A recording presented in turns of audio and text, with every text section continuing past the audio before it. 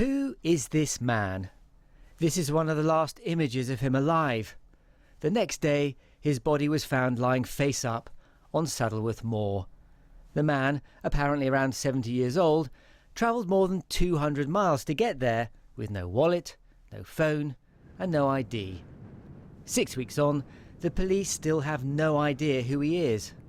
Now they wonder, was he drawn to the moor by this? August 1949. A plane travelling from Belfast to Manchester crashes on the edge of the Peak District. 24 die, 8 survive. We're considering whether the gentleman was a relative of somebody who was on the plane. Alternatively, there was a few children who survived from the plane crash, and maybe he was one of those people.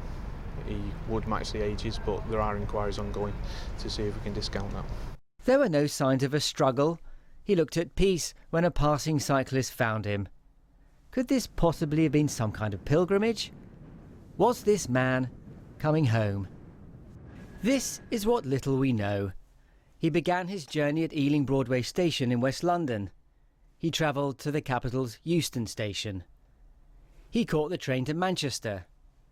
He asked for directions to the top of the nearby hill in a pub in Greenfield. He was seen walking on the path 2 hours later. The next morning, his body was discovered. This is where the plane came down in 1949.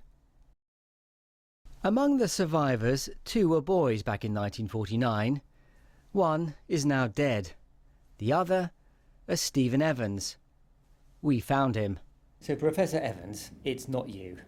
No, it's definitely not me. But it could be. I can understand why people would think I'm the right sort of age.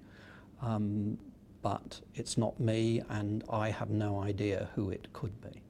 Newsnight tracked down Professor Evans last night. He then rang police to say he is alive and well.